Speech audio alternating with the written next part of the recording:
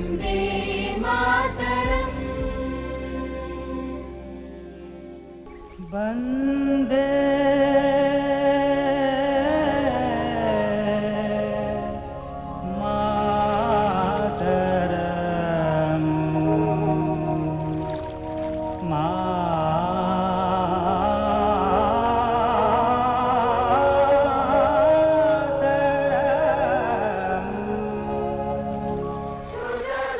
स्वाधीनता संग्राम के दौरान वंदे मातरम गीत केवल एक गीत नहीं था, बल्कि देशभक्ति की भावना का प्रतीक और राष्ट्र जागरण का सबसे लोकप्रिय नारा था।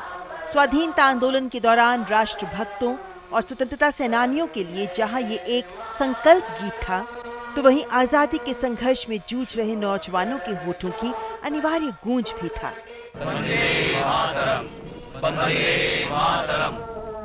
वंदे मातरम गीत के उद्देश्य, महत्व और देशभक्ति की भावना को देखते ही रविंद्रनाथ टैगोर ने पहली बार इसे 1896 में भारतीय राष्ट्रीय कांग्रेस के अधिवेशन में गाया था और इसके बाद तो ये राष्ट्रीय जनमानस के दिलो दिमाग पर छा गया।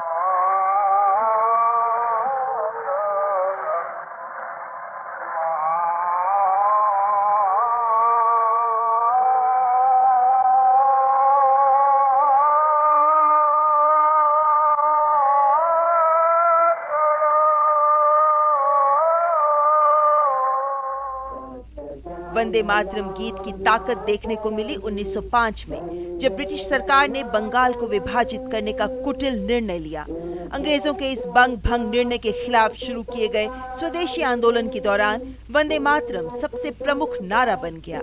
वंदे मातरम 1905 के बंगाल विभाजन के विरोध में उठे स्वदेशी आंदोलन का सूत्रपात बना। इस गीत ने स्वराज, आत्मशासन और आत्मनिर्भरता की भावना को जन्म दिया, जो 120 वर्ष बाद आज भी उतनी ही प्रासंगिक है जितनी तब थी। वंदे मातरम से प्रेरित होकर अवनींद्रनाथ ठाकुर ने 1905 में भारत माता का प्रसिद्ध चित्र बनाया, जिसने राष्ट्रीय आंदोलन को नई दिशा दी।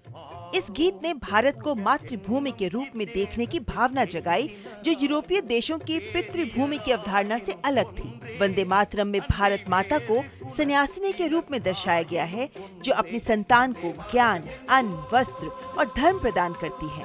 भारत माता का ये चित्रण और वंदे मातरम दोनों मिलकर स्वदेश को भारत की राजनैतिक, सांस्कृतिक और सभ्यगत पहचान के रूप में स्थापित करते हैं।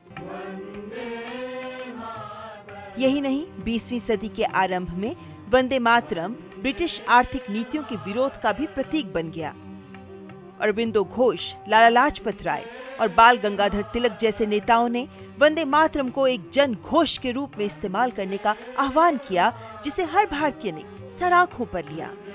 दरअसल यूरोपीय देशों की संकीर्ण और बहिष्कारवादी राष्ट्रवाद के विपरीत भारत का राष्ट्रवाद समावेशी और सभ्यतागत है, और वंदे मातरम इसी भारत की अवधारणा को अभिव्यक्त करता है, जहां विविधता में एकता और आध्यात्मिक एकता दोनों निहित हैं। इसीलिए श्री अरबिंदो ने वंदे मातरम को भारत के उत्थान का मंत्र कहा। उन्होंने इस गीत की अपनी धुन भी बनाई, ताकि ये भारत के लिए एक शक्तिशाली और प्रेरणादायी मंत्र बन सके। अंग्रेजों की तमाम कोशिशों के बावजूद वंदे मातरम ने स्वतंत्रता संग्राम में न सिर्फ स्वदेशी की भावना को जगाया, बल्कि पूरे राष्ट्र को एकता के सूत्र में बांध दिया।